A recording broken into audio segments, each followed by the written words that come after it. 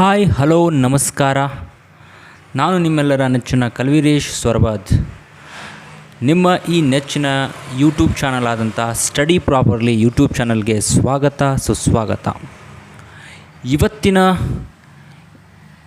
ಈ ಒಂದು ಯೂಟ್ಯೂಬ್ ಕ್ಲಾಸಲ್ಲಿ ನಾವು GPSTR, HSTR, TET ಮತ್ತು CETಗೆ ಕೇಳಬಹುದಾದಂತಹ ಸಂಭಾವ್ಯ ಪ್ರಶ್ನೆಗಳನ್ನು ಚರ್ಚೆ ಮಾಡಲಿದ್ದೇವೆ. ಇವತ್ತಿನ ಟಾಪಿಕ್ ಬಂದುಬಿಟ್ಟು ಪ್ರಾಯೋಗಿಕ ಪದ್ಧತಿ, ಪ್ರಾಯೋಗಿಕ ವಿಧಾನ, ಎಕ್ಸ್ಪೆರಿಮೆಂಟೇಷನ್ ಮೆಥಡ್ ಅನ್ನುವಂಥದ್ದು.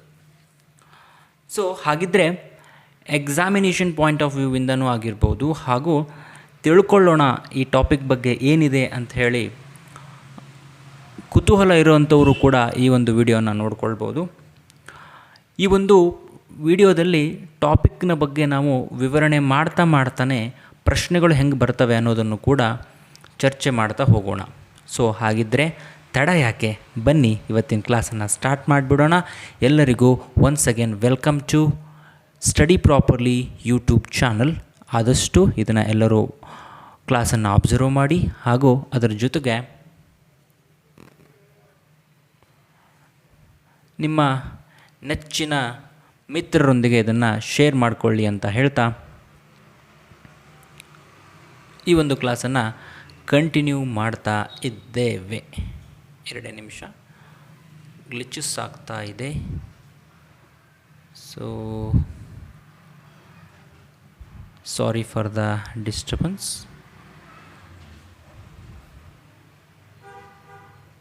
S, it is ready now. So ಹಾಗಿದ್ದಲ್ಲಿ ಮೊದಲ ವಿಚಾರ, ಪ್ರಾಯೋಗಿಕ ವಿಧಾನಕ್ಕೆ ಸಂಬಂಧಪಟ್ಟಂತೆ ಸರಿಯಾದ ಹೇಳಿಕೆಗಳು ಯಾವುವು ಎಂಬಂತಹ ಒಂದು ಪ್ರಶ್ನೆಯನ್ನು ನಾವು ಅಧ್ಯಯನ ಮಾಡೋಣ. ಪ್ರಾಯೋಗಿಕ ವಿಧಾನ ಅನ್ನುವಂಥದ್ದು ವೈಜ್ಞಾನಿಕ ಅಧ್ಯಯನಕ್ಕೆ ಒಂದು ಮಾರ್ಗವಾಗಿದೆ. ಮಾನವನ ವರ್ತನೆಯನ್ನು ವಸ್ತುನಿಷ್ಠವಾಗಿ ಹಾಗೂ ವೈಜ್ಞಾನಿಕವಾಗಿ ಅಧ್ಯಯನ ಮಾಡುತ್ತದೆ ಈ ಒಂದು ಪ್ರಾಯೋಗಿಕ ವಿಧಾನ. ವರ್ತನವಾದಿಗಳ ಮಹತ್ತರವಾದ ಕೊಡುಗೆ ಎಂದರೆ ಪ್ರಾಯೋಗಿಕ ವಿಧಾನವಾಗಿದೆ. ಹಾಗಂದ್ರೆ ವರ್ತನವಾದಿಗಳು ಏನು ಮಾಡಿದಾರಪ್ಪ ಅಂತಂದ್ರೆ ಈ ಒಂದು ಪ್ರಾಯೋಗಿಕ ವಿಧಾನವನ್ನು ನಮಗೆ ಕೊಟ್ಟಿದ್ದಾರೆ ಅನ್ನುವಂಥದ್ದು. ವಿಲ್ಹೆಲ್ಮ್ ಊಂಟ್ ಎಂಬುವಂತಹ ಜರ್ಮನ್ನ ಮನೋಶಾಸ್ತ್ರಜ್ಞ 1479ರಲ್ಲಿ ಜರ್ಮನಿಯ ಲಿಪ್ಜಿಗ್ ಎಂಬಲ್ಲಿ ಮೊಟ್ಟ ಮೊದಲನೆಯದಾದಂತಹ ಮನೋವಿಜ್ಞಾನದ ಪ್ರಯೋಗಾಲಯವನ್ನು ತೆರೆದು ಪ್ರಾಯೋಗಿಕ ವಿಧಾನಕ್ಕೆ ಹೆಚ್ಚು ಪ್ರಚಾರವನ್ನು ನೀಡಿದ. ಸೊ ಒಂದು ಪ್ರಶ್ನೆನ ನೀವೆಲ್ಲ ಎಕ್ಸ್ಪೆಕ್ಟ್ ಮಾಡ್ಬೋದು. ಮೊಟ್ಟ ಮೊದಲ ಬಾರಿಗೆ ಮನೋವಿಜ್ಞಾನದ ಪ್ರಯೋಗಾಲಯವನ್ನು ತೆರೆದಂಥವರು ಯಾರು ಅಂದರೆ ಜರ್ಮನ್ನ ಮನಃಶಾಸ್ತ್ರಜ್ಞನಾದಂತಹ ವಿಲ್ಹೆಲ್ಮ್ ಊಂಟ್ 1479ರಲ್ಲಿ, ಅದು ಜರ್ಮನಿಯ ಲಿಪ್ಜಿಗ್ ಎಂಬಂತಹ ಒಂದು ಸ್ಥಳದಲ್ಲಿ. ಇನ್ನು ವೈಜ್ಞಾನಿಕ ಮತ್ತು ವಸ್ತುನಿಷ್ಠತೆಯನ್ನು ಹೊಂದಿರುವಂತಹ ವರ್ತನೆಯ ಅಧ್ಯಯನವಾದ ಮನೋವಿಜ್ಞಾನಕ್ಕೆ ವಿಜ್ಞಾನದಲ್ಲಿ ಮಹತ್ತರವಾದಂತಹ ಸ್ಥಾನಮಾನವನ್ನು ಕೊಟ್ಟಂತಹ ವಿಧಾನ ಯಾವುದಪ್ಪ ಅಂದರೆ ಅದು ನಮ್ಮ ಪ್ರಾಯೋಗಿಕ ವಿಧಾನ. ವೈಜ್ಞಾನಿಕವಾಗಿ ಅಂದರೆ ವಿಜ್ಞಾನದ ರೂಪುರೇಷೆಗಳನ್ನು, ವಿಜ್ಞಾನದ ನಿಯಮಗಳನ್ನು, ವಿಜ್ಞಾನದ ವಿಧಾನಗಳನ್ನು ಬಳಸಿಕೊಳ್ತದೆ ಇದು ಅಧ್ಯಯನ ಮಾಡುವಂಥ ಸಂದರ್ಭದಲ್ಲಿ. ಇನ್ನು ವಸ್ತುನಿಷ್ಠತೆ ಅಂದರೆ ಏನಿದೆ ಅದನ್ನು ಯಥಾವತ್ತಾಗಿ ಇದು ಗಣನೆಗೆ ತೆಗೆದುಕೊಳ್ತದೆ ಅನ್ನುವಂಥದ್ದು. ಇವೆರಡೂ ಅಂಶಗಳನ್ನು ಹೊಂದಿರತಕ್ಕಂತಹ ಹಾಗೂ ವರ್ತನೆಯನ್ನು ಅಧ್ಯಯನ ಮಾಡುವಂತಹ ಮನೋವಿಜ್ಞಾನದ ಒಂದು ಭಾಗವಾಗಿರ್ತಕ್ಕಂಥ ಈ ಪ್ರಾಯೋಗಿಕ ವಿಧಾನ ವಿಜ್ಞಾನದಲ್ಲಿನೇ ಮಹತ್ತರವಾದಂಥ ಸ್ಥಾನಮಾನವನ್ನು ತಂದುಕೊಡುವಲ್ಲಿ ಇದು ನಮಗೆ ಅತ್ಯಂತ ಸಹಕಾರಿಯಾಗಿದೆ ಅನ್ನುವಂಥದ್ದು. ಇನ್ನು ವೀಕ್ಷಣಾ ವಿಧಾನದಲ್ಲಿ ನಿಯಂತ್ರಣಕ್ಕೆ ಅವಕಾಶವಿಲ್ಲ. ಈ ಪ್ರಾಯೋಗಿಕ ವೀಕ್ಷಣಾ ವಿಧಾನ, ಅಬ್ಸರ್ವೇಷನ್ ಮೆಥಡಲ್ಲಿ ನಾವು ಏನನ್ನಾದರೂ ಕಂಟ್ರೋಲ್ ಮಾಡ್ಕೋಬೇಕಾದ್ರಲ್ಲಿ, ಯಾವುದಾದ್ರೂ ವಿಷಯಗಳನ್ನು ಕಂಟ್ರೋಲ್ ಮಾಡ್ಕೋಬೇಕು ಅಂತಂದರೆ ಸಾಧ್ಯತೆ ಇಲ್ಲ. ಆದರೆ ಪ್ರಾಯೋಗಿಕ ವಿಧಾನದಲ್ಲಿ ಬರುವಂತಹ ವರ್ತನೆಯು ಅಧ್ಯಯನದ ನಿಯಂತ್ರಣದಲ್ಲೇ ಇರ್ತದೆ. ಇಲ್ಲಿ ಏನು ಅಧ್ಯಯನ ಮಾಡ್ತಾ ಇರ್ತವಲ್ಲ, ಆ ಅಧ್ಯಯನಕಾರನ ನಿಯಂತ್ರಣದಲ್ಲಿ ಕೆಲವೊಂದಿಷ್ಟು ಅಂಶಗಳು ಇರ್ತವೆ ಅನ್ನುವಂಥದ್ದು. ಹಾಗೂ ಅನೇಕ ಅಂಶಗಳ ಆಧಾರದ ಮೇಲೆ ಪ್ರಾಯೋಗಿಕ ವಿಧಾನದಲ್ಲಿ ಬರುವಂತಹ ವರ್ತನೆಯು ಅಧ್ಯಯನದ ನಿಯಂತ್ರಣದಲ್ಲಿ ಇರುವುದು. ಅಂದರೆ ಈ ಪ್ರಾಯೋಗಿಕ ವಿಧಾನದಲ್ಲಿ ಕೆಲವೊಂದಿಷ್ಟು ಅಂಶಗಳನ್ನು ನಮ್ಮ ಕಂಟ್ರೋಲಲ್ಲಿ ನಾವು ಇಟ್ಕೊಳ್ಬೋದು. ಅನೇಕ ಅಂಶಗಳ ಆಧಾರದ ಮೇಲೆ ಪ್ರಾಯೋಗಿಕ ವಿಧಾನವು ತೀರ್ಮಾನಕ್ಕೆ ಬರುವಂಥದ್ದು. ಇಲ್ಲಿ ಏನಾಗ್ತದೆ ಅಂತಂದರೆ ನಾವು ಹಲವಾರು ಪ್ರಯೋಗಗಳನ್ನು ಮಾಡಿ 2 ಅಂಶಗಳ ನಡುವೆ ಇರತಕ್ಕಂತಹ ಕಾರ್ಯಕಾರಣ ಸಾಧನಗಳನ್ನು ಸಾಧ್ಯತೆಗಳನ್ನು, ಕಾರ್ಯಕಾರಣ ನಿಯಮಗಳನ್ನು, ಕಾರ್ಯಕಾರಣ ಸಂಬಂಧವನ್ನು ತಿಳಿದುಕೊಳ್ಳುವಲ್ಲಿ ನಮಗೆ ಪ್ರಾಯೋಗಿಕ ವಿಧಾನ ಸಹಕಾರಿಯಾಗಿದೆ ಅನ್ನುವಂಥದ್ದು.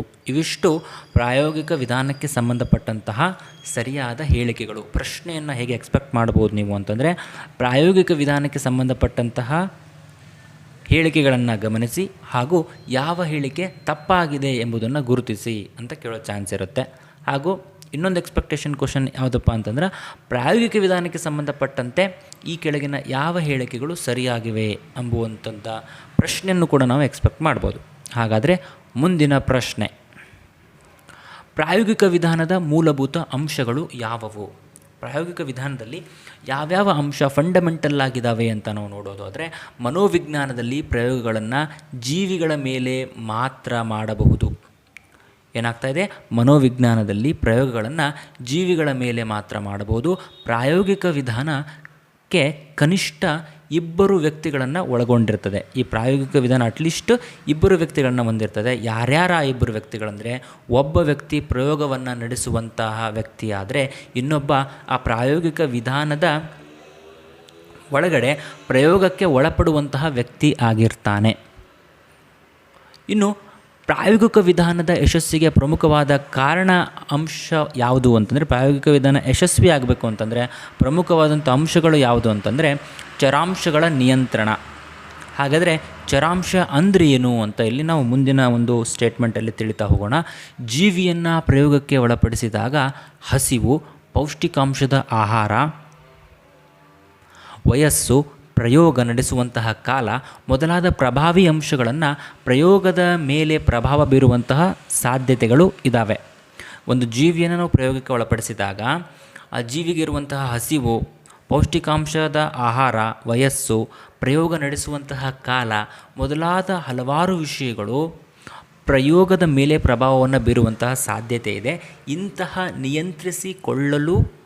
ಇಂತಹವುಗಳನ್ನು ನಿಯಂತ್ರಿಸಿಕೊಳ್ಳಲು ಪ್ರಾಯೋಗಿಕ ವಿಧಾನದಲ್ಲಿ ಏನಿದೆ ಅವಕಾಶ ಇದೆ. ಹೀಗೆ ಪ್ರಭಾವ ಬೀರುವ ಅಂಶಗಳನ್ನು ನಾವೇನಂತ ಕರಿತೇವೆ? ಚರಾಂಶಗಳು ಅಥವಾ ಇಂಗ್ಲೀಷಲ್ಲಿ ವೇರಿಯಬಲ್ಸ್ ಅಂತ ಹೇಳಿ ಕರಿತೇವೆ. ಯಾವ ಅಂಶಗಳು ಆ ಒಂದು ಪ್ರಯೋಗದಲ್ಲಿ ಪ್ರಭಾವವನ್ನು ಬೀರ್ತವೆಯೋ ಅವೆಲ್ಲ ಚರಾಂಶಗಳು ಅಂತ ಕರೆಸಿಕೊಳ್ಳಲ್ಪಡ್ತವೆ. ಇನ್ನು ಕೆಲವು ವೇಳೆ ಇವು ಸಂಬಂಧವಿಲ್ಲದ ಚರಾಂಶಗಳು ಆಗಿರಬಹುದು. ಪ್ರಯೋಗ ವಿಧಾನದಲ್ಲಿ ನಮಗೆ ಬೇಕಾದಂತಹ ಯಾವುದಾದರೂ 2 ಅಂಶಗಳ ಸಂಬಂಧವನ್ನು ಮಾತ್ರ ಅಧ್ಯಯನ ಮಾಡಬಹುದು ಮತ್ತು ಉಳಿದ ಅಂಶಗಳನ್ನು ನಿಯಂತ್ರಣದಲ್ಲಿ ಇಟ್ಟುಕೊಳ್ಳಬಹುದು. ಈ ವಿಡಿಯೋವನ್ನು ವೀಕ್ಷಿಸ್ತಾ ಇರತಕ್ಕಂಥ ಎಲ್ಲರಿಗೂ ಒಂದು ರಿಕ್ವೆಸ್ಟ್ ಏನು ಅಂತಂದರೆ, ನಾನು ಇದನ್ನು ಟೈಪ್ ಮಾಡ್ತಾ ಇರ್ತಕ್ಕಂಥ ಸಂದರ್ಭದಲ್ಲಿ ಇಲ್ಲಿ ಇರುವಂತಹ ದೀರ್ಘಗಳು, ಇಲ್ಲಿ ನೋಡಿರಿ, ಜೀವಿಗಳ ಮುಂದೆ ಒಂದು ದೀರ್ಘ ಬರಬೇಕಾಗಿತ್ತು, ಮೇಲೆ ಅನ್ನುವಂಥ ವರ್ಡಲ್ಲಿ ದೀರ್ಘ ಬರಬೇಕಾಗಿತ್ತು, ಅವೆಲ್ಲ ಇದ್ವು. ಆದರೆ ಅದನ್ನು ಟ್ರಾನ್ಸ್ಫರ್ ಮಾಡಿಕೊಂಡು ಲ್ಯಾಪ್ಟಾಪಿಂದ ಕಂಪ್ಯೂಟರ್ಗೆ, ಮೊಬೈಲ್ಗೆಲ್ಲ ಹಾಕ್ಕೊಂಡು ಬರೋಷ್ಟೊತ್ತಿಗೆ ಅಲ್ಲಿರತಕ್ಕಂಥ ದೀರ್ಘಗಳು ಮಿಸ್ ಆಗಿದ್ದಾವೆ. ಸೊ ಹೀಗಾಗಿ ಯಾರೂ ಬೇಸರವನ್ನು ಮಾಡಿಕೊಳ್ಳದೆ ದಯಮಾಡಿ ಇಲ್ಲಿರುವಂತಹ ಅಂಶಗಳನ್ನು, ಹೇಳ್ತಾ ಇರ್ತಕ್ಕಂಥ ಅಂಶಗಳನ್ನು, ಚರ್ಚಿಸ್ತಾ ಇರ್ತಕ್ಕಂಥ ಅಂಶಗಳನ್ನು ತಾವು ಗಮನದಲ್ಲಿಟ್ಕೊಂಡು ಸಣ್ಣ ಪುಟ್ಟ ಆ ಒಂದು ತೊಂದರೆಗಳನ್ನು, ಸಣ್ಣ ಪುಟ್ಟ ಸಮಸ್ಯೆಗಳನ್ನು ಸಹಿಸಿಕೊಂಡು ಹೋಗಬೇಕಂತ ತಮ್ಮಲ್ಲಿ ಕಳಕಳಿಯ ವಿನಂತಿ. ಮುಂದುವರೆದಂತೆ ಚರಾಂಶಗಳ ವಿಧಗಳು ಮತ್ತು ನಿಯಂತ್ರಣ. ಈ ಹಿಂದಿನ ಒಂದು ಚರ್ಚೆಯಲ್ಲಿ ನಾವು ಚರಾಂಶಗಳ ಬಗ್ಗೆ ತಿಳ್ಕೊಂಡ್ವಿ. ಚರಾಂಶ ಅಂದರೆ ಏನು ಅಂತ ತಿಳ್ಕೊಂಡ್ವಿ. ಹಾಗಾದರೆ ಚರಾಂಶದಲ್ಲಿ ಎಷ್ಟು ವಿಧಗಳಿದ್ದಾವೆ, ಅವುಗಳನ್ನು ಯಾವ ರೀತಿ ನಿಯಂತ್ರಣ ಮಾಡ್ಬೋದು ಅಂತ ನಾವು ಈ ಒಂದು ಮುಂದಿನ ಸ್ಲೈಡಲ್ಲಿ ನಾವು ಚರ್ಚೆ ಮಾಡೋಣ ಅಂತ. ಉದಾಹರಣೆಯನ್ನು ತೆಗೆದುಕೊಳ್ಳೋದಾದರೆ, 9ನೇ ತರಗತಿಯ ವಿದ್ಯಾರ್ಥಿಗಳ ಶೈಕ್ಷಣಿಕ ಸಾಧನೆಯ ಮೇಲೆ ಬುದ್ಧಿಶಕ್ತಿಯ ಪ್ರಭಾವವನ್ನು ನೀವು ಅಧ್ಯಯನ ಮಾಡಲು ಪ್ರಯತ್ನಿಸಿದ್ದೇ ಆದಲ್ಲಿ ಇಲ್ಲಿ ಯಾವುದರ ಪ್ರಭಾವವನ್ನು ನಾವು ಅಧ್ಯಯನ ಮಾಡಬೇಕಾಗಿದೆಯೋ ಅದು ಸ್ವತಂತ್ರ ಚರಾಂಶವಾಗಿರುತ್ತದೆ. ಅದನ್ನೇಂತ ಕರಿತೀವಿ? Independent variable. ಅಂದರೆ ಯಾವುದರ ಪ್ರಭಾವವನ್ನು ನಾವು ತಿಳ್ಕೋಬೇಕಾಗಿತ್ತಲ್ಲ ಅದು ಇಂಡಿಪೆಂಡೆಂಟ್ ವೇರಿಯಬಲ್ ಆಗುತ್ತೆ. ಯಾವುದರ ಮೇಲೆ ಪ್ರಭಾವ ಬೀರ್ತದೆಯೋ ಅದು ಡಿಪೆಂಡೆಂಟ್ ವೇರಿಯಬಲ್ ಅಥವಾ ಪರತಂತ್ರ ಚರಾಂಶ ಆಗ್ತದೆ.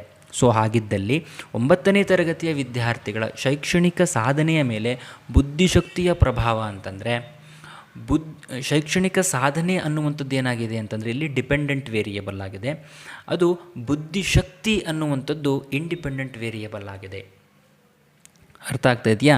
ಸೊ ಹಂಗಂತಂದರೆ ಇಲ್ಲಿ ಇನ್ನೊಂದು ಬಾರಿ ನೀವು ಗಮನ ಕೊಡೋದಾದರೆ, ಇಲ್ಲಿ ಯಾವುದರ ಪ್ರಭಾವವನ್ನು ನಾವು ಅಧ್ಯಯನ ಮಾಡಬೇಕಾಗಿದೆಯೋ ಅದು ಸ್ವತಂತ್ರ ಚರಾಂಶವಾಗಿರ್ತದೆ. ಯಾವುದರ ಪ್ರಭಾವವನ್ನು ನೋಡ್ತಾ ಇದ್ದೇವೆ ನಾವಿಲ್ಲಿ? ಬುದ್ಧಿಶಕ್ತಿಯ ಪ್ರಭಾವವನ್ನು ನೋಡ್ತಾ ಇದ್ದೇವೆ. ಹಾಗಂದರೆ ಬುದ್ಧಿಶಕ್ತಿಯ ಪ್ರಭಾವವನ್ನು ನಾವು ನೋಡಾಕತ್ತೇವೆ ಅಂತಂದರೆ ಅದು ಇಂಡಿಪೆಂಡೆಂಟ್ ವೇರಿಯಬಲ್. ಬುದ್ಧಿಶಕ್ತಿ ಚೇಂಜ್ ಆಗ್ತಾ ಇರ್ತದೆ ಒಬ್ಬ ವಿದ್ಯಾರ್ಥಿಯಿಂದ ಇನ್ನೊಂದು ವಿದ್ಯಾರ್ಥಿಗೆ. ಸೊ ಹಾಗಿದ್ದಲ್ಲಿ ಈ ಬುದ್ಧಿಶಕ್ತಿಯ ಪ್ರಭಾವ ಯಾವುದರ ಮೇಲೆ ಪ್ರಭಾವ ಬೀರ್ತಾ ಇದೆ ಅಂತಂದರೆ ಶೈಕ್ಷಣಿಕ ಸಾಧನೆಯ ಮೇಲೆ ಪ್ರಭಾವ ಬೀರ್ತದೆ. ಆ ಶೈಕ್ಷಣಿಕ ಸಾಧನೆ ಅನ್ನುವಂಥದ್ದು ಡಿಪೆಂಡೆಂಟ್ ವೇರಿಯಬಲ್. ಶೈಕ್ಷಣಿಕ ಸಾಧನೆ ಬುದ್ಧಿಶಕ್ತಿಯ ಮೇಲೆ ಡಿಪೆಂಡೆಂಟ್ ಆಗಿದೆ. ಬುದ್ಧಿಶಕ್ತಿ ತನ್ನ ಪಾಡಿಗೆ ತಾನು ಚೇಂಜ್ ಆಗ್ತಾ ಇದೆ ಒಬ್ಬ ವಿದ್ಯಾರ್ಥಿಯಿಂದ ಇನ್ನೊಬ್ಬ ವಿದ್ಯಾರ್ಥಿಗೆ. ಸೊ ಹೀಗಾಗಿ ಯಾವುದಿಲ್ಲಿ ಪ್ರಭಾವವನ್ನು ಬೀರ್ತಾ ಇದೆಯೋ ಅದು ಇಂಡಿಪೆಂಡೆಂಟ್ ವೇರಿಯಬಲ್ಲು, ಯಾವುದು ಪ್ರಭಾವಕ್ಕೆ ಒಳಗಾಗ್ತಾ ಇದೆಯೋ ಅದು ಇಲ್ಲಿ ಡಿಪೆಂಡೆಂಟ್ ವೇರಿಯಬಲ್ ಆಗಿದೆ. ಓಕೆ. ಸೊ ಹಾಗಾದರೆ ಪ್ರಯೋಗ ವಿಧಾನದಲ್ಲಿ ಸ್ವತಂತ್ರ ಚರಾಂಶದ ಪ್ರಭಾವವನ್ನು ಪರತಂತ್ರ ಚರಾಂಶದ ಮೇಲೆ ಆಗುವುದನ್ನು ನಾವಿಲ್ಲಿ ಕಾಣ್ತೇವೆ. ಹಾಗಂದರೆ ಪ್ರಯೋಗ ವಿಧಾನದಲ್ಲಿ ಏನು ಮಾಡ್ತೀವಪ್ಪ ಅಂತಂದ್ರೆ ಸ್ವತಂತ್ರ ಚರಾಂಶದ ಪ್ರಭಾವ, ಸ್ವತಂತ್ರ ಚರಾಂಶ ಅನ್ನೋದೇನಿರ್ತದಲ್ಲ ಅದು ತನ್ನ ಪ್ರಭಾವವನ್ನು ಬೀರ್ತದೆ. ಯಾವುದರ ಮೇಲೆ ಬೀರ್ತದೆ ಅಂತಂದರೆ ಪರತಂತ್ರ ಚರಾಂಶದ ಮೇಲೆ ಬೀಳುತ್ತೆ, ಡಿಪೆಂಡೆಂಟ್ ವೇರಿಯಬಲ್ನ ಮೇಲೆ ಬೀಳ್ತದೆ. ಇದನ್ನು ನಾವು ಪ್ರಯೋಗ ವಿಧಾನದಲ್ಲಿ ನೋಡ್ತೇವೆ ಅನ್ನುವಂಥದ್ದು. ಸೊ ಹಾಗಂದರೆ ಸ್ವತಂತ್ರ ಚರಾಂಶವು ಉದ್ದೀಪನವಾದರೆ, ಸ್ವತಂತ್ರ ಚರಾಂಶವು ಉದ್ದೀಪನ ಆದರೆ ಅಂದರೆ ಸ್ಟಿಮ್ಯುಲಸ್ ಆಗಿತ್ತು ಅಂತಂದರೆ ಪರತಂತ್ರ ಚರಾಂಶ ಏನಾಗಿರ್ತದೆ? ಅನುಕ್ರಿಯೆಯಾಗಿರ್ತದೆ, ರೆಸ್ಪಾನ್ಸ್ ಆಗಿರ್ತದೆ ಅನ್ನುವಂಥದ್ದು. ಇನ್ನು ಪರತಂತ್ರ ಚರಾಂಶದ ಮೇಲೆ ಇನ್ನೂ ಹಲವಾರು ಅಂಶಗಳಾದಂತಹ ಅಭ್ಯಾಸ ಕ್ರಮ, ವಯಸ್ಸು, ಲಿಂಗ, ಸಾಮಾಜಿಕ ಆರ್ಥಿಕ ಸ್ಥಿತಿಗತಿ, ಶಾಲಾ ವಿಧಗಳು ಮುಂತಾದವುಗಳು ಪ್ರಭಾವ ಬೀರಬಹುದು. ನಾವು ಬುದ್ಧಿಶಕ್ತಿಯನ್ನು ಸ್ವತಂತ್ರ ಚರಾಂಶವಾಗಿ ಆಯ್ಕೆ ಮಾಡಿಕೊಂಡಾಗ ಉಳಿದಂಥವುಗಳೆಲ್ಲವೂ ಕೂಡ ನಿಯಂತ್ರಿತ ಚರಾಂಶಗಳಾಗಿ ನಮಗೆ ಕಾಣಸಿಗ್ತವೆ. ಹಾಗೂ ಅಧ್ಯಯನದಲ್ಲಿ ಈ ಚರಾಂಶಗಳನ್ನು ನಿಯಂತ್ರಣದಲ್ಲಿ ಇಟ್ಕೊಳ್ಬೇಕಾಗ್ತದೆ. ಸೊ ನಾವು ಅಧ್ಯಯನ ಮಾಡೋಕ್ಕೆ ಸ್ಟಾರ್ಟ್ ಮಾಡಿದಾಗ ಈ ನಿಯಂತ್ರಿತ ಚರಾಂಶಗಳನ್ನು ನಾವೇನು ಮಾಡಬೇಕು? ನಿಯಂತ್ರಣದಲ್ಲಿ ಇಟ್ಕೊಳ್ಬೇಕು. ಅವುಗಳನ್ನು ಚೇಂಜ್ ಆಗಲಿಕ್ಕೆ ನಾವು ಬಿಡಬಾರ್ದು. ಅಂದಾಗ ಮಾತ್ರ ಎರಡು ಅಂಶಗಳ ಒಳಗಡೆ ಇರ್ತಕ್ಕಂಥ ಸಂಬಂಧವನ್ನು ನಾವೆಲ್ಲೇನು ಮಾಡಲಿಕ್ಕಾಗ್ತದೆ? ಅರ್ಥ ಮಾಡ್ಕೊಳ್ಳಿಕ್ಕಾಗ್ತದೆ. ಇನ್ನು ಮುಂದುವರೆದಂತೆ ಪ್ರಯೋಗ ವಿಧಾನದ ಮೂಲಕ ಅಧ್ಯಯನ ಮಾಡಬಹುದಾದಂತಹ ಕೆಲವು ಉದಾಹರಣೆಗಳನ್ನು ನಾವಿಲ್ಲಿ ನೋಡಬಹುದು. ಸೊ ಹಾಗಿದ್ದರೆ ಯಾವುವು ಆ ಉದಾಹರಣೆಗಳು ಅಂತಂದರೆ, ಸಾಧನೆಯ ಮೇಲೆ ಅವಧಾನದ ವಿಭಜನೆಯ ಪರಿಣಾಮವನ್ನು ಯಾವ ರೀತಿ ಆಗ್ತಾ ಇದೆ, ಸಾಧನೆಯ ಮೇಲೆ ಅವಧಾನ ವಿಭಜನೆಯ ಪರಿಣಾಮ ಹೆಂಗಾಗ್ತಾ ಇದೆ, ಜೀವವಿಜ್ಞಾನದ ಬೋಧನೆಯಲ್ಲಿ ಸಂಶೋಧನಾ ವಿಧಾನದ ಒಂದು ಪ್ರಭಾವ ಯಾವ ರೀತಿ ಸಹಕಾರಿಯಾಗಿದೆ, ಧಾರಣೆಯ ಮೇಲೆ ಅರ್ಥಪೂರ್ಣತೆಯ ಪ್ರಭಾವ ಯಾವ ರೀತಿ ಆಗಿದೆ, ಭಾಷಾ ಬೋಧನೆಯಲ್ಲಿ ಗ್ರಹಣ ಸಾಮರ್ಥ್ಯವನ್ನು ಹೆಚ್ಚಿಸಿಕೊಳ್ಳುವಲ್ಲಿ ಮೌನ ವಾಚನದ ಪ್ರಭಾವ ಎಷ್ಟರ ಮಟ್ಟಿಗೆ ಆಗ್ತದೆ, ಕಲಿಕೆಯ ಮೇಲೆ ವಿರಾಮ ಅವಧಿಗಳ ಪರಿಣಾಮ ಯಾವ ರೀತಿ ಬೀರ್ತದೆ, ವಿದ್ಯಾರ್ಥಿಗಳ ಶೈಕ್ಷಣಿಕ ಸಾಧನೆಯ ಮೇಲೆ ವ್ಯಾಸಂಗದ ಕೌಶಲ್ಯಗಳ ಪ್ರಭಾವ ಯಾವ ರೀತಿ ಬೀರ್ತಾ ಇದೆ. ಇವೆಲ್ಲವುಗಳು ಕೂಡ ಏನಪ್ಪ ಅಂತಂದರೆ ಪ್ರಯೋಗ ವಿಧಾನದ ಮೂಲಕ ನಾವು ಅಧ್ಯಯನ ಮಾಡಬಹುದಾದಂತಹ ಕೆಲವು ಉದಾಹರಣೆಗಳು. ನೆಕ್ಸ್ಟು ಏನಪ್ಪ ಅಂತಂದರೆ ಒಂದು ಸೂಚನೆ ಇದೆ. ಏನು ಸೂಚನೆ ಅಂತಂದರೆ ಪ್ರಯೋಗ ವಿಧಾನ ವೈಜ್ಞಾನಿಕ ಅನಿಸಿಕೊಳ್ಳಬೇಕು ಅಂತಂದರೆ, ಪ್ರಾಯೋಗಿಕ ವಿಧಾನ ವೈಜ್ಞಾನಿಕ ಅನಿಸ್ಕೊಳ್ಬೇಕಂತಂದರೆ ಅದು ನಿರ್ದಿಷ್ಟ ಕ್ರಮದಲ್ಲಿಯೇ ಸಾಗಬೇಕು. ಅಂದಾಗ ಮಾತ್ರ ನಾವು ಅದನ್ನೇನಂತ ಕರಿತೇವೆ? ವೈಜ್ಞಾನಿಕ ವಿಧಾನ, ವೈಜ್ಞಾನಿಕ ಪದ್ಧತಿ ಅಂತ ಕರಿತೇವೆ. ಸೊ ಹಾಗಿದ್ದರೆ ಆ ಪ್ರಯೋಗ ವಿಧಾನದಲ್ಲಿ ಕ್ರಮಬದ್ಧವಾಗಿ ನಡೆದುಕೊಂಡು ಹೋಗಬೇಕು ಆಗಿರ್ತಕ್ಕಂಥ ಹಂತಗಳು ಯಾವುವು ಅಂತ ನಾವು ಪ್ರಶ್ನೆ ಕೇಳೋದಾದರೆ, ಪ್ರಾಯೋಗಿಕ ವಿಧಾನದಲ್ಲಿ ಹಂತವಾಗಿ ನಾವು ನಡೆದುಕೊಂಡು ಹೋಗಬೇಕಾಗಿರ್ತಕ್ಕಂಥ ಸ್ಟೆಪ್ಸ್ ಯಾವುವು ಅಂತಂದರೆ ಈ ಕೆಳಗೆ ಇದಾವಲ್ಲ ಆ ರೀತಿ. ಒಂದನೇದು ಯಾವುದಪ್ಪ ಅಂದ್ರೆ ಸಮಸ್ಯೆಯ ಆಯ್ಕೆ ಮತ್ತು ಸ್ಪಷ್ಟ ನಿರೂಪಣೆ. ಏನು ಮಾಡಬೇಕು? ನಾವು ಅಧ್ಯಯನಕ್ಕೆ ಹೋಗ್ತಾ ಇರತಕ್ಕಂಥ ಸಂದರ್ಭದಲ್ಲಿ ನಮ್ಮ ಅಧ್ಯಯನದ ವಿಷಯ ವಸ್ತು ಯಾವುದು, ಸಮಸ್ಯೆ ಏನು, ಆ ಸಮಸ್ಯೆಯನ್ನು ಸ್ಪಷ್ಟವಾಗಿ ನಾವು ಕೆಲವೊಂದಿಷ್ಟು ವರ್ಡ್ಗಳನ್ನು ಬಳಸಿಕೊಂಡು ಬರೀಬೇಕು. ಸೊ ಅವಾಗೇನಾಗ್ತತಿ ಅಂತಂದರೆ ನಮಗೆ ಸಮಸ್ಯೆಯ ಬಗ್ಗೆ ನಿಜವಾಗಿಯೂ ಏನಿದೆ ಎಂಬುದರ ಒಂದು ಸ್ಪಷ್ಟ ಅರಿವಾಗ್ತದೆ. ಸೊ ಹಾಗಾದರೆ ಎರಡನೇ ಸ್ಟೆಪ್ ಏನಪ್ಪ ಅಂತಂದರೆ ಪ್ರಯೋಗಕ್ಕೆ ಒಳಪಡುವವರ ಆಯ್ಕೆ ಅಥವಾ ಪ್ರತಿದರ್ಶಿಯ ಆಯ್ಕೆ. ಅಂದರೆ ಯಾರನ್ನು ನಾವು ಈ ಸಮಸ್ಯೆಗೆ ತಕ್ಕಂತೆ ಪ್ರಯೋಗಕ್ಕೆ ಒಳಪಡಿಸಬೇಕು ಅನ್ನುವುದನ್ನು ಕೂಡ ನಾವು ಸ್ಪಷ್ಟವಾಗಿ ನಿರ್ಧಾರ ಮಾಡಿಕೊಳ್ಬೇಕು.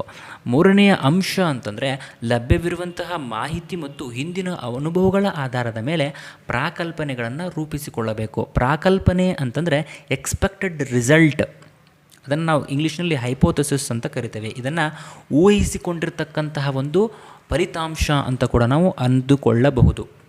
ಸೊ ಈಗ ಆಲ್ರೆಡಿ ಲಭ್ಯವಿರುವ ಮಾಹಿತಿ ಹಾಗೂ ನಮಗೆ ಈ ಹಿಂದೆ ಆಗಿರ್ತಕ್ಕಂಥ ಅನುಭವ ಇವೆರಡನ್ನೂ ನಾವು ಗಮನದಲ್ಲಿ ಇಟ್ಕೊಂಡು ಅವುಗಳನ್ನ ಬಳಸಿಕೊಂಡು ಏನು ಮಾಡಬೇಕಪ್ಪ ಅಂತಂದ್ರೆ ಒಂದು ಹೈಪೋಥೆಸಿಸನ್ನು ಕ್ರಿಯೇಟ್ ಮಾಡ್ಕೋಬೇಕು, ಒಂದು ಪ್ರಾಕಲ್ಪನೆಯನ್ನು ಕ್ರಿಯೇಟ್ ಮಾಡ್ಕೊಳ್ಬೇಕು. ಪ್ರಾಕಲ್ಪನೆಗೆ ಸಂಬಂಧಪಟ್ಟಂತೆ ಪ್ರಶ್ನೆಗಳನ್ನು ಕೇಳಿದ್ದಾರೆ ಎಕ್ಸಾಮಲ್ಲಿ. ಓಕೆ, ಆ ರೀತಿ ನಾವು ಪ್ರಾಕಲ್ಪನೆಗಳನ್ನು ಊಹೆ ಮಾಡಿಕೊಂಡು ಪ್ರಾಕಲ್ಪನೆಗಳನ್ನು ರೂಪಿಸಿಕೊಂಡು ನಂತರ ಪ್ರಯೋಗಕ್ಕೆ ಅಗತ್ಯವಾದ ಸಾಧನಗಳ ಆಯ್ಕೆ ಅಥವಾ ರೂಪಿಸಿಕೊಳ್ಳುವಿಕೆ. ಹಾಗಾದರೆ ಈ ಒಂದು ಎಕ್ಸ್ಪೆರಿಮೆಂಟೇಷನ್ ಮೆಥಡನ್ನು ಮಾಡಬೇಕಂದ್ರೆ ನಮಗೆ ಏನೇನು ಅವಶ್ಯಕತೆಗಳಿದ್ದಾವೆ, ಯಾವ್ಯಾವ ಸಾಧನಗಳ ಅವಶ್ಯಕತೆ ಇದ್ದಾವೆ, ಅದನ್ನು ಯಾವ ರೀತಿ ನಾವು ಮಾಡಬೇಕು, ಯಾವ ವಿಧಾನವನ್ನು ನಾವು ತಗೊಳ್ಬೇಕು ಅಂತ ನಾವು ಡಿಸೈಡ್ ಮಾಡ್ಕೋಬೇಕು. 5ನೇ ಸ್ಟೆಪ್ ಏನಪ್ಪ ಅಂದರೆ ಪ್ರಯೋಗ ಮಾಡುವ ಮೂಲಕ ಮಾಹಿತಿಯನ್ನು ಸಂಗ್ರಹಿಸಬೇಕು. ಹೈಪೋಥೆಸಿಸ್ ಏನನ್ನು ನಾವು ಅಂದ್ಕೊಂಡಿರ್ತೇವೋ ಅದನ್ನು ಗಮನದಲ್ಲಿಟ್ಕೊಂಡು ಯಾವ ಪ್ರಯೋಗವನ್ನು ಮಾಡಬೇಕು ಅಂತ ನಾವು ಡಿಸೈಡ್ ಮಾಡಿರ್ತೇವೋ ಆ ಪ್ರಯೋಗ ವಿಧಾನವನ್ನು ಬಳಸಿಕೊಂಡು ಇಲ್ಲಿ ಪ್ರಯೋಗ ಮಾಡುವುದರ ಮೂಲಕ ಪ್ರಯೋಗದಿಂದ ಬಂದಂಥ ಮಾಹಿತಿಯನ್ನು ಏನು ಮಾಡಬೇಕು, ಸಂಗ್ರಹಣೆ ಮಾಡಿಟ್ಕೊಳ್ಬೇಕು. ನಂತರದ ಸ್ಟೆಪ್ಪಲ್ಲಿ ದತ್ತಾಂಶಗಳ ವಿಶ್ಲೇಷಣೆ ಅಂದರೆ ಪ್ರಯೋಗದಿಂದ ಬಂದಂತಹ ಏನು ಡೇಟಾ ಇರುತ್ತಲ್ಲ, ದತ್ತಾಂಶ ಇರುತ್ತಲ್ಲ, ಅದನ್ನು ವಿಶ್ಲೇಷಣೆ ಮಾಡಬೇಕು. ಈ ಒಂದು ದತ್ತಾಂಶದ ಅರ್ಥ ಏನು ಹಂಗಂತಂದರೆ ದತ್ತಾಂಶ ಯಾವ ರೀತಿಯಾಗಿ ಅದು ಅಲೋಕೇಟ್ ಆಗಿದೆ, ದತ್ತಾಂಶ ಯಾವ ರೀತಿಯಾಗಿ ನಮಗೆ ದೊರಕಿದೆ ಅದನ್ನು ಅನಾಲಿಸಿಸ್ ಮಾಡಬೇಕು, ಅದನ್ನು ವಿಶ್ಲೇಷಣೆ ಮಾಡಬೇಕು. ಸೊ ಮಾಡಿದ ನಂತರ ಪ್ರಾಕಲ್ಪನೆಗಳನ್ನು ಪರೀಕ್ಷೆ ಮಾಡಬೇಕು. ಈ ದತ್ತಾಂಶಗಳ ಆಧಾರದ ಮೇಲೆ ನಾವೇನು ಅಂದ್ಕೊಂಡಿದ್ವಲ್ಲ ಹೈಪೋಥೆಸಿಸ್ಸು, ಆ ಹೈಪೋಥೆಸಿಸ್ಸು ಈ ದತ್ತಾಂಶ ಎಷ್ಟರ ಮಟ್ಟಿಗೆ ಒಂದಕ್ಕೊಂದು ಹೋಲಿಕೆಯನ್ನು ಹೊಂದುತ್ತಾ ಇದ್ದಾವೆ ಅನ್ನೋದನ್ನು ಪರೀಕ್ಷೆ ಮಾಡಿ ಕೊನೆಗೆ ಮಾಹಿತಿಯನ್ನು ಆಧರಿಸಿ ತೀರ್ಮಾನಕ್ಕೆ ಬರುವಂಥದ್ದು ಕೊನೆಯ ಸ್ಟೆಪ್ಪು. ಈ ದತ್ತಾಂಶಗಳ ವಿಶ್ಲೇಷಣೆಯ ನಂತರ ಪ್ರಾಕಲ್ಪನೆಗೂ ಈ ದತ್ತಾಂಶಕ್ಕೂ ಅನಾಲಿಸಿಸ್ ಮಾಡಿ ಕಂಪ್ಯಾರಿಸನ್ ಮಾಡಿ ಒಂದಕ್ಕೊಂದು ಹೋಲಿಸಿ ದೊರೆತಂಥ ಮಾಹಿತಿಯ ಆಧಾರದ ಮೇಲೆ ನಾವೇನು ಮಾಡಬೇಕು, ತೀರ್ಮಾನಕ್ಕೆ ಬರಬೇಕು. ಇವಿಷ್ಟು ಪ್ರಾಯೋಗಿಕ ವಿಧಾನದ ಹಂತಗಳಾಗಿದ್ದಾವೆ ಅನ್ನುವಂಥದ್ದು. ಇನ್ನು ಮುಂದುವರೆದಂತೆ ಶೈಕ್ಷಣಿಕ ಪ್ರಯೋಗಗಳು ಮತ್ತು ವಿನ್ಯಾಸಗಳು. ಸೊ ಹಾಗಾದರೆ ಯಾವ್ಯಾವ ರೀತಿ ಶೈಕ್ಷಣಿಕ ಪ್ರಯೋಗಗಳಿದ್ದಾವೆ, ಯಾವ್ಯಾವ ರೀತಿ ಅವು ವಿನ್ಯಾಸಗಳನ್ನು ಒಳಗೊಂಡಿದ್ದಾವೆ ಅನ್ನೋದನ್ನು ನಾವಿಲ್ಲಿ ಚರ್ಚೆ ಮಾಡೋಣ. ಶೈಕ್ಷಣಿಕ ಪ್ರಯೋಗಗಳು ಶಾಲಾ ಸನ್ನಿವೇಶದಿಂದ ಹೊರಗಡೆ ನಡೆಸುವಂತಹವುಗಳಾಗಿವೆ. ಶೈಕ್ಷಣಿಕ ಪ್ರಯೋಗಗಳು ಎಲ್ಲಿ ನಡೆಸ್ತವೆ ನಾವು ಅಂತಂದರೆ ಶಾಲಾ ಸನ್ನಿವೇಶದಿಂದ ಹೊರಗಡೆ ನಡೆಸುವಂಥದ್ದು. ಇನ್ನು ಶಾಲಾ ಸನ್ನಿವೇಶಗಳಲ್ಲಿ ಅಥವಾ ತರಗತಿಗಳಲ್ಲಿ ಪ್ರಯೋಗ ನಡೆಸುವಾಗ ನಿಯಂತ್ರಿತ ಅಥವಾ ಅಸಂಗತ ಚರಾಂಶಗಳನ್ನು ನಿಯಂತ್ರಣದಲ್ಲಿಡಲು ಹಲವಾರು ಪ್ರಾಯೋಗಿಕ ವಿನ್ಯಾಸಗಳನ್ನು ಬಳಸಲಾಗ್ತದೆ. ಒಂದು ವೇಳೆ ನಾವು ಶಾಲಾ ಸನ್ನಿವೇಶಗಳಲ್ಲಿ ಅಥವಾ ತರಗತಿಗಳಲ್ಲೇ ಪ್ರಯೋಗವನ್ನು ನಡೆಸ್ತಾ ಇರತಕ್ಕಂಥ ಸಂದರ್ಭದಲ್ಲಿ ನಿಯಂತ್ರಿತ ಅಥವಾ ಅಸಂಗತ ಚರಾಂಶಗಳನ್ನು ನಿಯಂತ್ರಣದಲ್ಲಿ ಇಡಲಿಕ್ಕಾಗಿಯೇ ಹಲವಾರು ಪ್ರಾಯೋಗಿಕ ವಿನ್ಯಾಸಗಳನ್ನು ಬಳಕೆ ಮಾಡಿಕೊಳ್ತವೆ. ಈ ಒಂದು ಶೈಕ್ಷಣಿಕ ಪ್ರಯೋಗಗಳಲ್ಲಿ ಬಳಸುವಂತಹ 2 ಪ್ರಮುಖ ವಿನ್ಯಾಸಗಳು ಯಾವಂತಂದ್ರೆ ನಿಯಂತ್ರಿತ ಪರೀಕ್ಷಾ ವಿಧಾನ. ನಾವು ಪರೀಕ್ಷೆಯನ್ನು ಮಾಡ್ತಾ ಇರ್ತವಲ್ಲ ಆ ಪರೀಕ್ಷೆಯನ್ನೇ ನಿಯಂತ್ರಣದಲ್ಲಿ ಇಟ್ಕೊಂಡು ಮಾಡುವಂಥದ್ದು. ಇನ್ನೊಂದು ನಿಯಂತ್ರಿತ ಗುಂಪಿನ ವಿಧಾನ. ನಾವು ಯಾವ ಗುಂಪಿಗೆ ಪರೀಕ್ಷೆಯನ್ನು ಮಾಡ್ತಾ ಇದ್ದೇವೋ ಆ ಗುಂಪನ್ನೇ ನಿಯಂತ್ರಣದಲ್ಲಿ ಇಟ್ಟುಕೊಂಡು ಮಾಡುವಂತಹ ವಿಧಾನ ಇದಾಗಿರ್ತದೆ. ಸೊ ಹಾಗಿದ್ದಲ್ಲಿ ಅವುಗಳ ಅರ್ಥ ಏನು, ಅವುಗಳಿಗೆ ಉದಾಹರಣೆಗಳು ಯಾವ್ಯಾವ ಸಿಗ್ತವೆ ಅನ್ನೋದನ್ನು ನಾವು ಮುಂದಿನ ಸ್ಲೈಡಲ್ಲಿ ಚರ್ಚೆ ಮಾಡೋಣ. ಸೊ ಮೊದಲನೇ ವಿಧಾನ ನಿಯಂತ್ರಿತ ಪರೀಕ್ಷಾ ವಿಧಾನ. ಇಲ್ಲೇನಾಗ್ತದೆ, ಪರೀಕ್ಷೆನೇ ನಾವು ನಿಯಂತ್ರಣದಲ್ಲಿ ಇಡ್ತವೆ ಅನ್ನುವಂಥದ್ದು ಗಮನವಿಟ್ಟು ಆಲಿಸಬೇಕಾಗಿ ವಿನಂತಿ ಎಲ್ಲರಿಗೂ.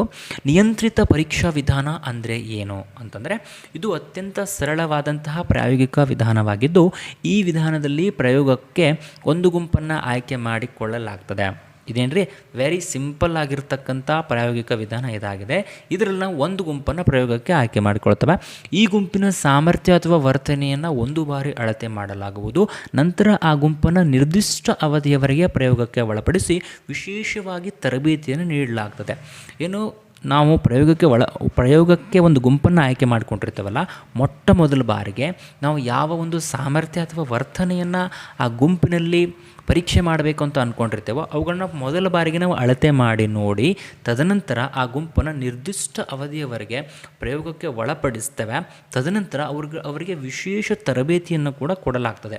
ತರಬೇತಿಯನ್ನು ಕೊಟ್ಟ ನಂತರ ಮತ್ತೆ ಅವರ ಸಾಮರ್ಥ್ಯ ಅಥವಾ ಬದಲಾದ ವರ್ತನೆಯನ್ನು ಅಳತೆ ಮಾಡಲಾಗ್ತದೆ. ಎರಡೂ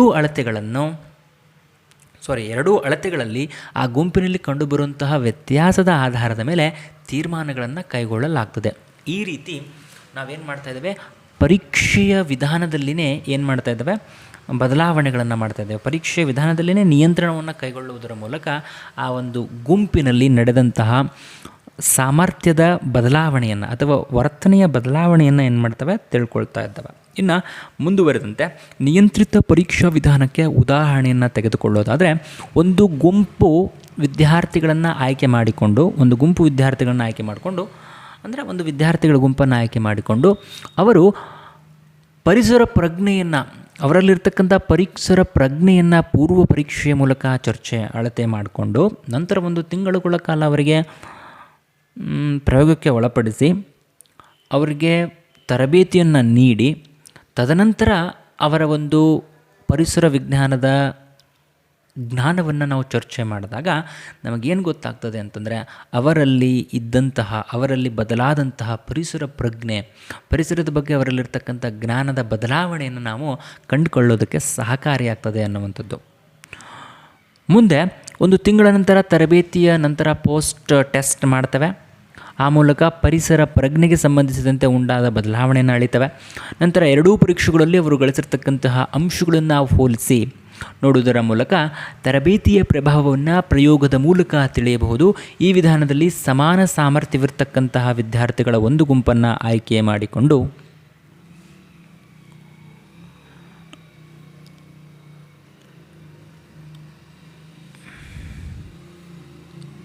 ಒಂದೇ ನಿಮಿಷ.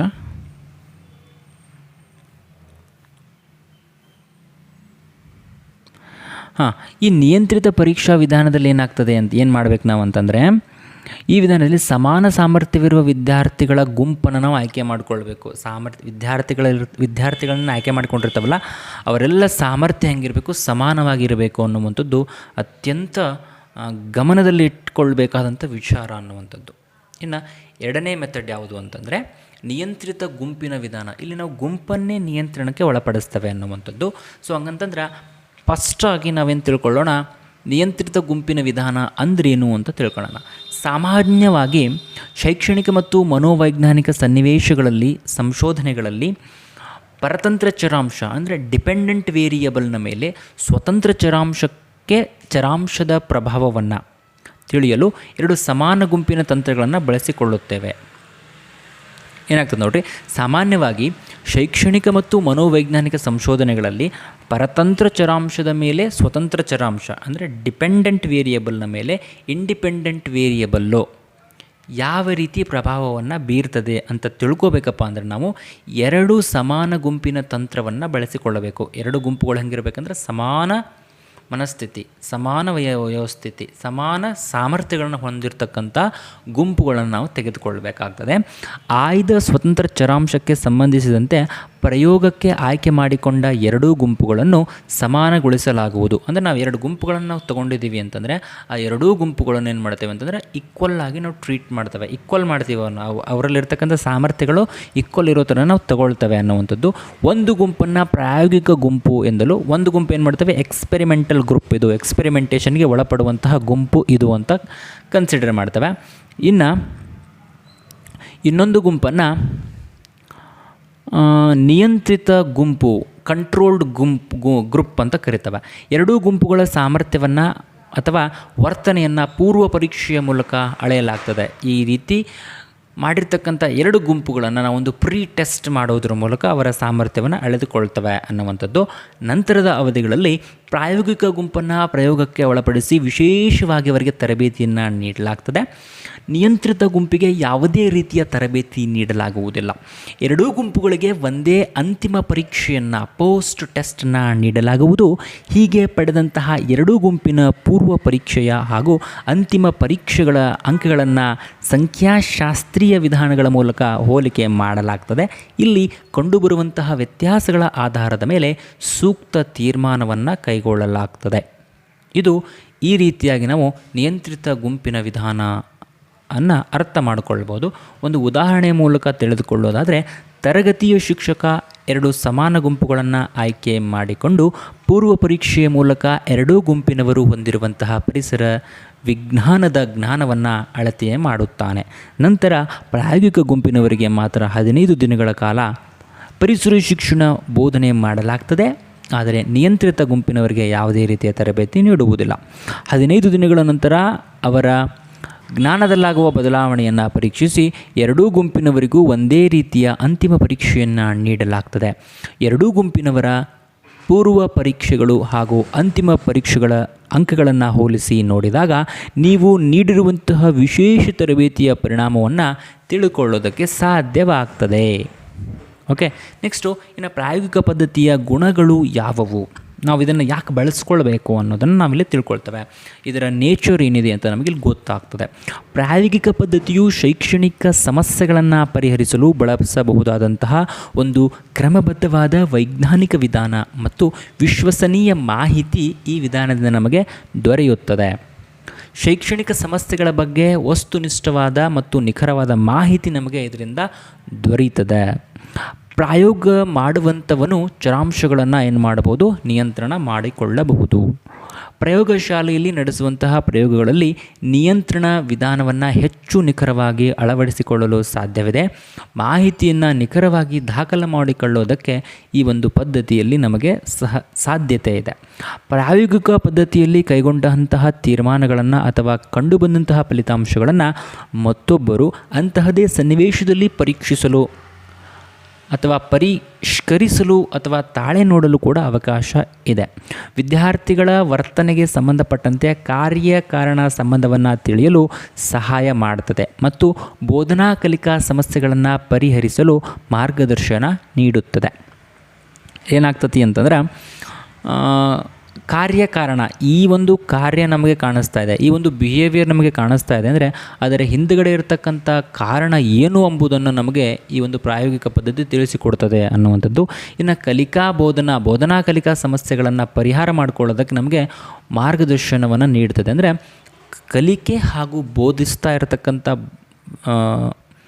ಒಬ್ಬ ವ್ಯಕ್ತಿಗೆ ಆ ಒಂದು ಸಂದರ್ಭದಲ್ಲಿ ಬರ್ತಾ ಇರತಕ್ಕಂಥ ಸಮಸ್ಯೆಗಳು ಏನು, ಹಾಗಾದರೆ ಆ ಸಮಸ್ಯೆಗಳಿಗೆ ಉತ್ತರಗಳೇನು ಅನ್ನೋದನ್ನು ಕೂಡ ಈ ಒಂದು ಪ್ರಾಯೋಗಿಕ ಪದ್ಧತಿ ಅವನಿಗೆ ದೊರಕಿಸಿಕೊಡ್ತದೆ. ಮುಂದಿನ ಪ್ರಯೋಗಗಳಿಗೆ ಹೊಸದಾದ ವಿಚಾರಗಳನ್ನು ಕೂಡ ಇದು ಒದಗಿಸಿಕೊಡ್ತದೆ. ದತ್ತಾಂಶಗಳ ವಿಶ್ಲೇಷಣೆಯಲ್ಲಿ ಕಂಪ್ಯೂಟರ್ ಬಳಕೆ ಪ್ರಾಯೋಗಿಕ ವಿಧಾನದಿಂದ ಕ್ಲಿಷ್ಟ ಶೈಕ್ಷಣಿಕ ಸಮಸ್ಯೆಗಳನ್ನು ಅಧ್ಯಯನ ಮಾಡಲು ಅವಕಾಶ ಒದಗಿಸಿಕೊಟ್ಟಿದೆ. ಇಲ್ಲಿ ದತ್ತಾಂಶಗಳ ವಿಶ್ಲೇಷಣೆಯಲ್ಲಿ ನಾವೇನು ಮಾಡ್ತೇವೆ, ಕಂಪ್ಯೂಟರ್ನ ಬಳಸ್ಕೊಳ್ತೀವಿ. ಈ ರೀತಿ ಬಳಕೆ ಮಾಡಿಕೊಂಡು ಪ್ರಾಯೋಗಿಕ ವಿಧಾನದಿಂದ ಕ್ಲಿಷ್ಟ ಶೈಕ್ಷಣಿಕ ಸಮಸ್ಯೆಗಳು, ಈ ಒಂದು ಶೈಕ್ಷಣಿಕ ಕ್ಷೇತ್ರದಲ್ಲಿ ಬರತಕ್ಕಂಥ ಅತ್ಯಂತ ಕಠಿಣವಾದಂಥ ಸಮಸ್ಯೆಗಳನ್ನು ಕೂಡ ಅಧ್ಯಯನ ಮಾಡುವುದಕ್ಕೆ ನಮಗೆ ಪ್ರಾಯೋಗಿಕ ವಿಧಾನ ಅತ್ಯಂತ ಸಹಕಾರಿಯಾಗಿದೆ ಅನ್ನುವಂಥದ್ದು. ಇನ್ನು ಪ್ರಾಯೋಗಿಕ ಪದ್ಧತಿಯ ಮಿತಿಗಳು. I think we have reached last phase of our discussion. ಪ್ರಾಯೋಗಿಕ ವಿಧಾನದಲ್ಲಿ ವ್ಯಕ್ತಿಯನ್ನು ಪ್ರಯೋಗಕ್ಕೆ ಒಳಪಡಿಸಿದಾಗ ಅವನ ವರ್ತನೆ ಸಹಜವಾಗಿರದೆ ಕೃತಕವಾಗಿರಬಹುದು. ಅವನ ವರ್ತನೆ ಸರಾಗವಾಗಿ ವ್ಯಕ್ತವಾಗುವುದಿಲ್ಲ. ನೋಡಿರಿ, ನನಗೆ ಪ್ರಯೋಗಕ್ಕೆ ಒಳಪಟ್ಟೇನಿ ಅಂತ ಆ ವ್ಯಕ್ತಿಗೆ ಗೊತ್ತಾದಾಗ ಆತನ ಒಂದು ವರ್ತನೆ ಸಹಜವಾಗಿ ಇಲ್ಲದೇ ಇರಬಹುದು. ಆತ ನಟನೆ ಮಾಡೋದಕ್ಕೆ ಮುಂದುವರಿಬಹುದು. ಆ ರೀತಿ ಅಷ್ಟೇ ಅಲ್ಲದೆ ಆತನ ಒಂದು ವರ್ತನೆ ಸರಾಗವಾಗಿ ಇಲ್ಲದೇನೂ ಇರಬಹುದು. ಈ ರೀತಿ ಆಗುವಂತಹ ಚಾನ್ಸಸ್ ಇಲ್ಲಿ ಇರ್ತದೆ. ಇನ್ನು ನಿಜ ಜೀವನದ ಬಹುತೇಕ ಸನ್ನಿವೇಶಗಳನ್ನು ನಾವು ಪ್ರಯೋಗಾಲಯಗಳಲ್ಲಿ ಪುನರಾವರ್ತನೆ ಮಾಡಲಿಕ್ಕೆ ಸಾಧ್ಯವಿಲ್ಲ. ನಮ್ಮ ನಿಜ ಜೀವನದಲ್ಲಿ ನಡೀತಕ್ಕಂಥ ಹಲವಾರು ವಿಚಾರಗಳನ್ನು ನಾವು ಪ್ರಯೋಗಾಲಯದಲ್ಲಿ ರಿಪೀಟ್ ಮಾಡಲಿಕ್ಕೆ ಆಗಲ್ಲ. ಕೇವಲ ತರಬೇತಿ ಹೊಂದಿದ ಶಿಕ್ಷಕರು ಮಾತ್ರ ಈ ವಿಧಾನವನ್ನು ಪರಿಣಾಮಕಾರಿಯಾಗಿ ಬಳಸಲಿಕ್ಕೆ ಸಾಧ್ಯತೆ ಇದೆ. ಪ್ರತಿಯೊಬ್ಬ ವ್ಯಕ್ತಿಯು ಅದ್ವಿತೀಯ. Everyone is unique. ಆದ್ದರಿಂದ ಪ್ರಯೋಗದಿಂದ ಕೈಗೊಂಡಂತಹ ಸಾಮಾನ್ಯೀಕರಣಗಳು ಹೆಚ್ಚು ವಸ್ತುನಿಷ್ಠವಾಗಿರಲು ಆಗುವುದಿಲ್ಲ. ಓಕೆ, ಮ್ಯಾಕ್ಸಿಮಮ್ ಆಬ್ಜೆಕ್ಟಿವಿಟಿಯನ್ನು ನಾವಿಲ್ಲಿ ಎಕ್ಸ್ಪೆಕ್ಟ್ ಮಾಡಲಿಕ್ಕೆ ಆಗಂಗಿಲ್ಲ. ಯಾಕಂದರೆ ಪ್ರತಿಯೊಬ್ಬರೂ ವಿಭಿನ್ನವಾಗಿರೋದ್ರಿಂದ ಕೆಲವು ವಿದ್ಯಾರ್ಥಿಗಳನ್ನು ನಾವು ಗಮನದಲ್ಲಿಟ್ಕೊಂಡು ಕೆಲವು ವಿದ್ಯಾರ್ಥಿಗಳನ್ನು ನಾವು ಪರೀಕ್ಷೆಗೆ ಒಳಪಡಿಸಿ ಅವರಿಗೆ ಎಕ್ಸ್ಪೆರಿಮೆಂಟನ್ನು ಮಾಡಿ ಅವರಿಂದ ಬಂದಂತಹ ಆ ಫಲಿತಾಂಶದ ಆಧಾರದ ಮೇಲೆ ಎಲ್ಲ ವಿದ್ಯಾರ್ಥಿಗಳು ಹಾಗೆ ಇದ್ದಾರೆ ಅಂತ ಕನ್ಕ್ಲೂಷನ್ ಮಾಡಲಿಕ್ಕೆ ಆಗೋದಿಲ್ಲ. ಹಂಗೆ ಮಾಡಿದ್ವಿ ಅಂತಂದರೆ ಅದು ಹೆಚ್ಚು ವಸ್ತುನಿಷ್ಠವಾಗಿ ಇರಲಿಕ್ಕೆ ಆಗೋದಿಲ್ಲ. ನೆಕ್ಸ್ಟು, ಈ ಒಂದು ಪ್ರಯೋಗ ಪದ್ಧತಿ ಅತ್ಯಂತ ವೆಚ್ಚದಾಯಕ, ಸಮಯ ಜಾಸ್ತಿ ಹಿಡಿತದೆ, ಹಣದ ವಿಷಯ ಕೂಡ ಇದು ನಮಗೆ ಜಾಸ್ತಿ ಸಮಯವನ್ನು ತೆಗೆದುಕೊಳ್ತದೆ ಅನ್ನುವಂಥದ್ದು. ಇನ್ನು ಪ್ರಯೋಗದ ದತ್ತಾಂಶದಿಂದ ಪ್ರಯೋಗದ ದತ್ತಾಂಶದಿಂದ ವ್ಯಕ್ತಿಯ ಸಮಗ್ರ ವರ್ತನೆಯ ಒಳನೋಟ ಪಡೆಯಲಿಕ್ಕೆ ನಮಗೆ ಸಾಧ್ಯವಾಗುವುದಿಲ್ಲ. ಕೇವಲ ಪ್ರಯೋಗದ ದತ್ತಾಂಶಗಳನ್ನು ಗಮನದಲ್ಲಿಟ್ಕೊಂಡು ನಾವು ಆ ವ್ಯಕ್ತಿಗಳ ಅಲ್ಲಿರ್ತಕ್ಕಂಥ ವ್ಯಕ್ತಿಗಳ ಅಥವಾ ಆ ಒಬ್ಬ ವ್ಯಕ್ತಿಯ ಸಂಪೂರ್ಣ ಸಮಗ್ರ ವ್ಯಕ್ತಿತ್ವವನ್ನೇ ನಾವು ಅಳತೆ ಮಾಡಲಿಕ್ಕೆ ಆಗೋದಿಲ್ಲ. ಮನೋವಿಜ್ಞಾನದಲ್ಲಿ ಹೆಚ್ಚಿನ ಪ್ರಯೋಗಗಳು ಕೆಳವರ್ಗದ ಪ್ರಾಣಿಗಳ ಮೇಲೆ ನಡೆದಿವೆ ಹೊರತು ಮೇಲ್ವರ್ಗದ ಪ್ರಾಣಿಗಳ ಮೇಲೆ ಇಲ್ಲ. ಹಾಗೂ ಅವುಗಳ ಆಧಾರದ ಮೇಲೆ ಕೈಗೊಂಡಂತಹ ತೀರ್ಮಾನಗಳನ್ನು ನಾವು ತರಗತಿಯ ಸನ್ನಿವೇಶಗಳಿಗೆ ಅಳವಡಿಸಿಕೊಳ್ಳುವುದು ಹೆಚ್ಚು ಸೂಕ್ತವಲ್ಲ. ಮಾನವ ಸ್ವಭಾವ ಹೆಂಗಿತಿಪ್ಪ ಅಂತಂದ್ರೆ ಅತ್ಯಂತ ಗತಿಶೀಲವಾಗಿದೆ. ಒಂದು ಪ್ರಯೋಗವನ್ನು ಒಬ್ಬನೇ ವ್ಯಕ್ತಿಯೊಂದಿಗೆ ಬೇರೆ ಬೇರೆ ಸಮಯದಲ್ಲಿ ಬೇರೆ ಬೇರೆ ಫಲಿತಾಂಶಗಳನ್ನು ನೀಡುವಂತೆ ನಾವು ಕೂಡ ಮಾಡಬಹುದು. ಹಂಗೂ ಇದೆ. ಒಂದೇ ಪ್ರಯೋಗವನ್ನು ಒಬ್ಬ ವ್ಯಕ್ತಿಗೆ ಬೇರೆ ಬೇರೆ ಸಮಯದಲ್ಲಿ ಮಾಡಿದಾಗ ರಿಸಲ್ಟು ಬೇರೆ ಬೇರೆ ಥರನೇ ಇರ್ತವೆ. ಇದು ಒಂದು ಸಾಧ್ಯತೆ. ಇನ್ನು